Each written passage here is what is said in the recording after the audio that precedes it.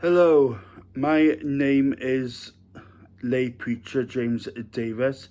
Speaking of my name, I'm thinking of going back to calling myself Craig, since that's what people still call me.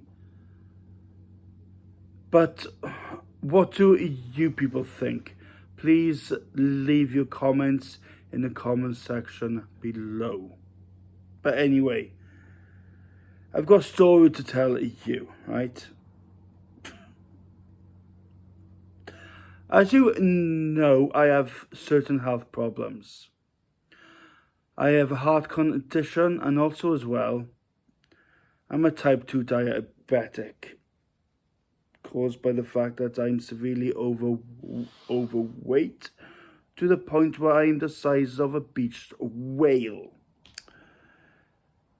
Hence why I've got this health problem. But anyway, one of the other health problems as well is stress. And look no further than the NHS, because the NHS, with the petty, unnecessary rules, can cause a patient stress. And I am here to reveal one of those situations. So, are you sitting comfortably? Then I shall begin. On Friday, Friday just gone.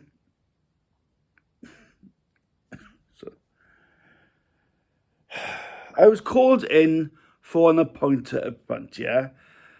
They sent me a letter about 3 weeks before, telling me that they wanted to come and see me to have blood tests and a urine sample. Okay, so right, fair play. They did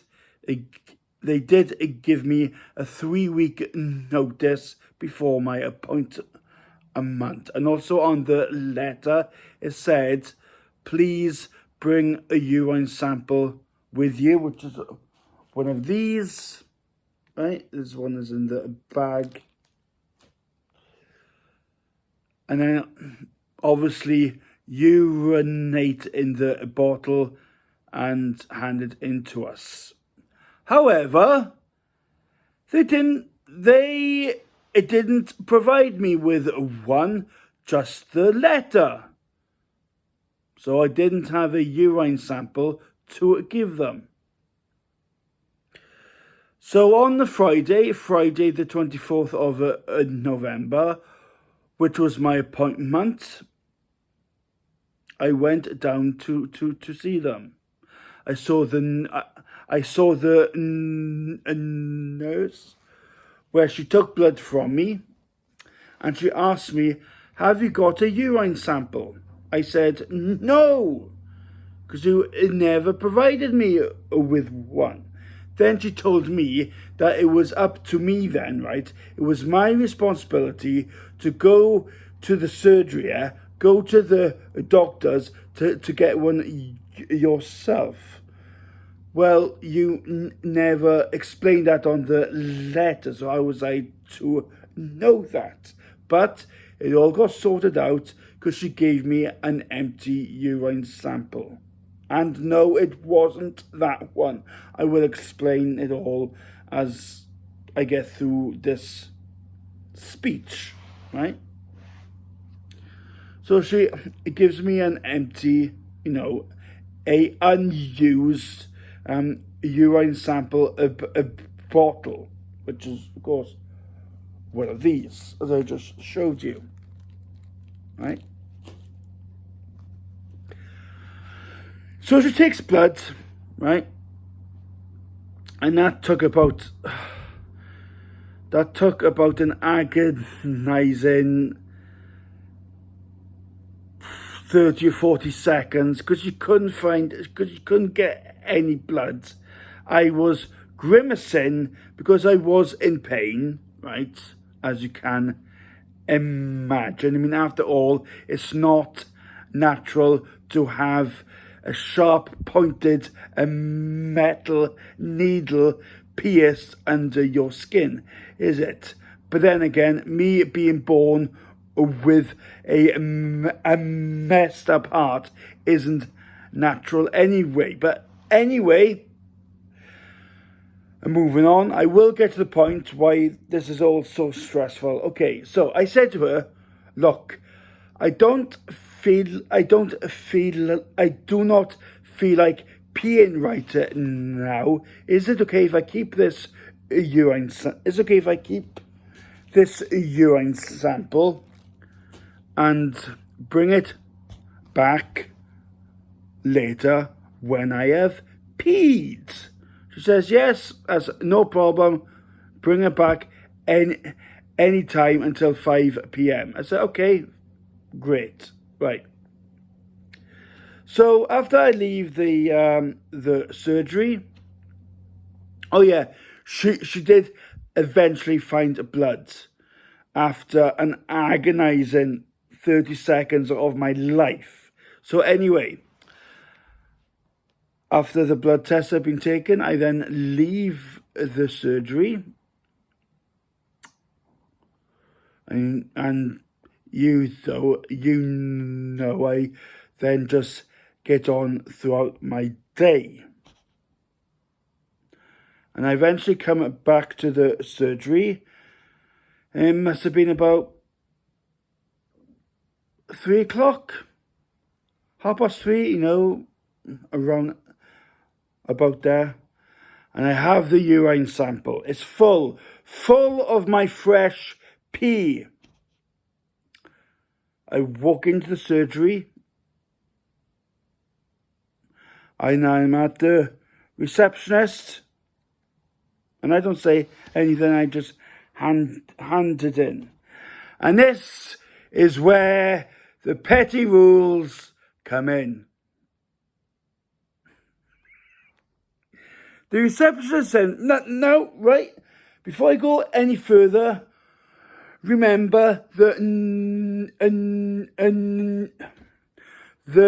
nurse in the morning said I could bring it back any time until up to 5 p.m. because that's when the surgery closes, yeah? And I get there between 3 to 3:30. So I'm there at the surgery. I have that urine sample in my hands. I'm standing just yards, literally yards from the woman behind the receptionist's desk. I then say, "Hi, I'm so, and I'm here to hand over my urine sample." And this is what she says. "Oh, I'm sorry, but we can't take it now, see? We can't accept this now, see? Because all urine samples all get collected between before 12 o'clock, see? What difference does it make? What difference does it make?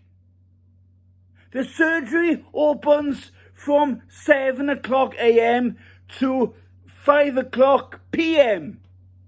Oh yeah, and here's another thing as well. When I had the appointment, they wanted me there at 8 a.m. 8 o'clock in the morning. So I didn't leave this flat at 8 a.m. No, I had to be there at 8 a.m. Good job it was walking distance, right? So I set my alarm for 6 a.m.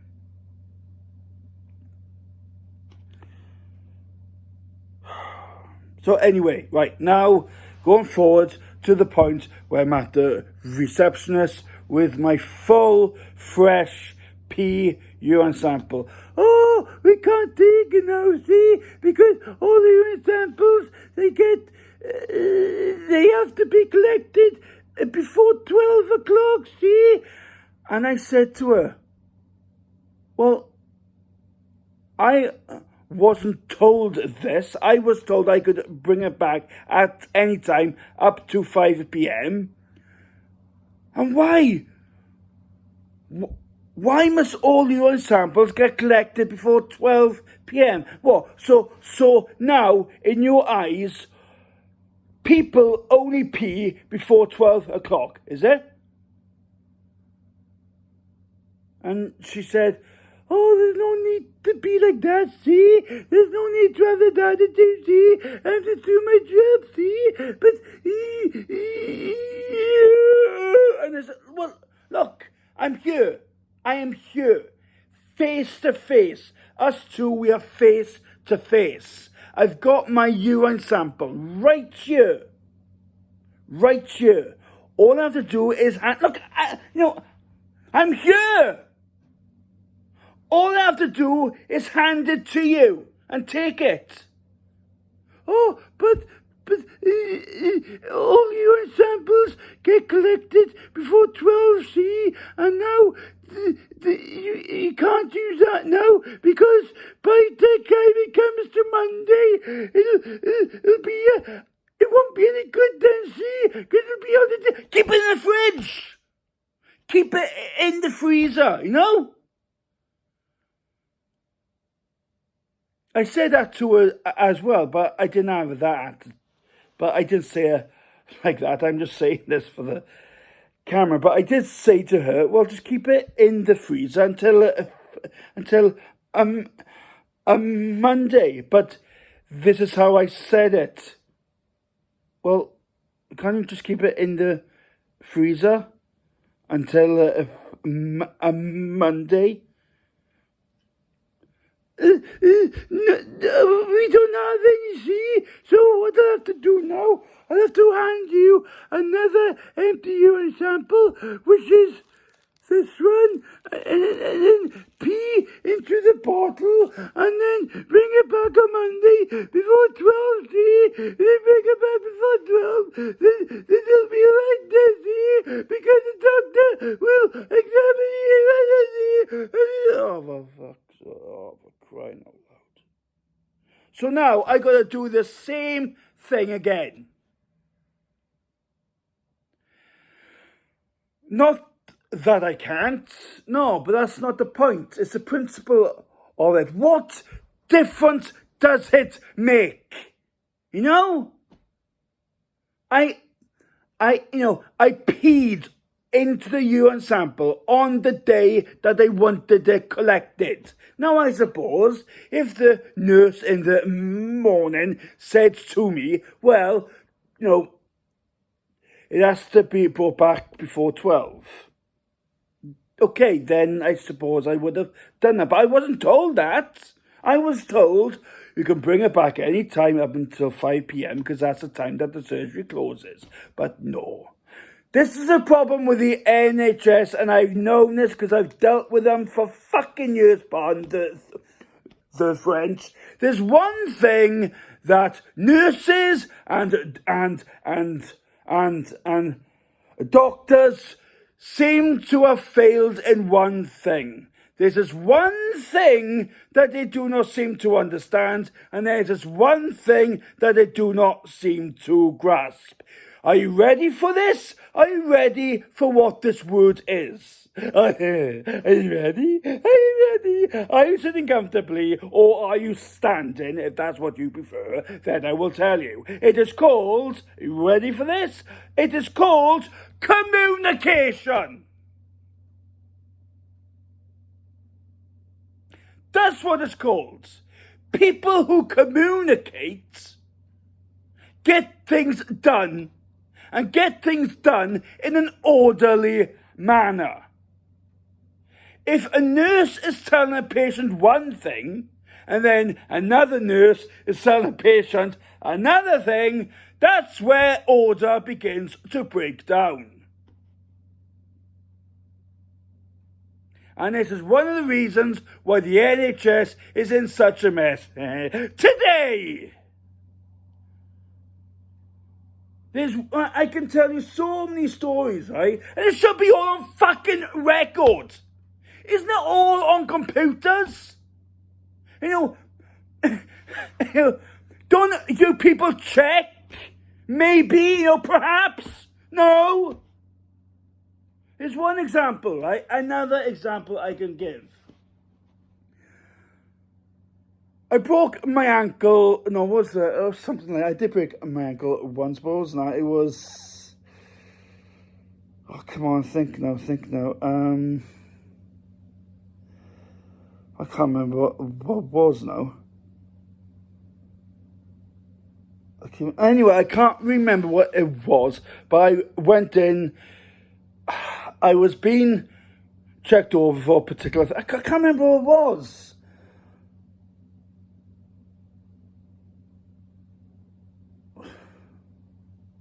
Bell's palsy. I haven't told you this, but I had a Bell's palsy in my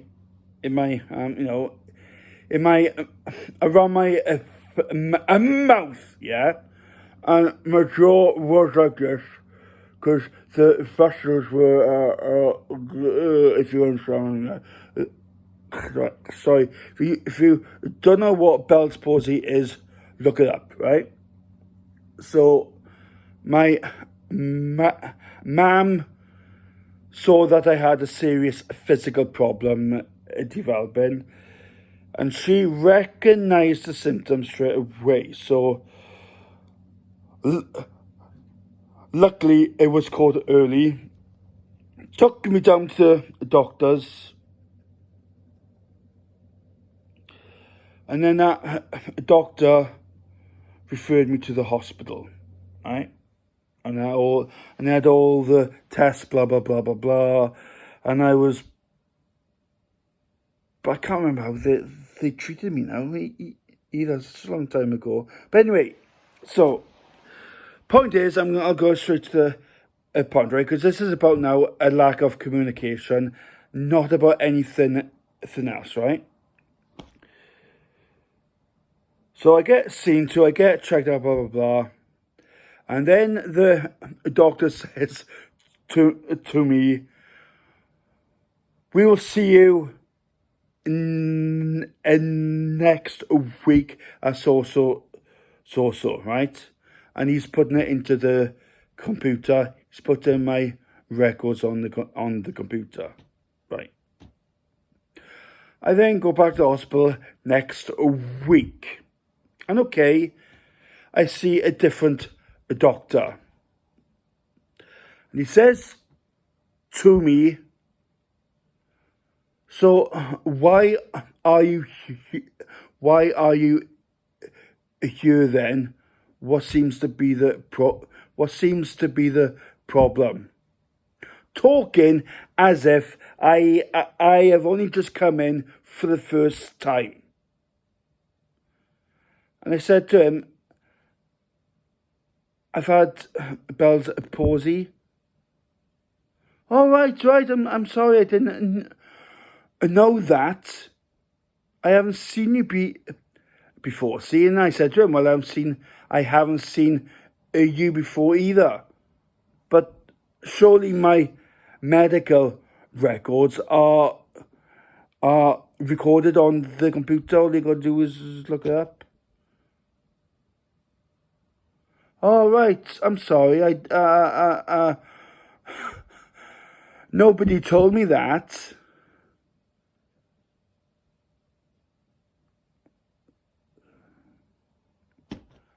Anyway, please comment, please subscribe, and yeah. Gotta do this again, don't I? Surely there's got to be more to life than this.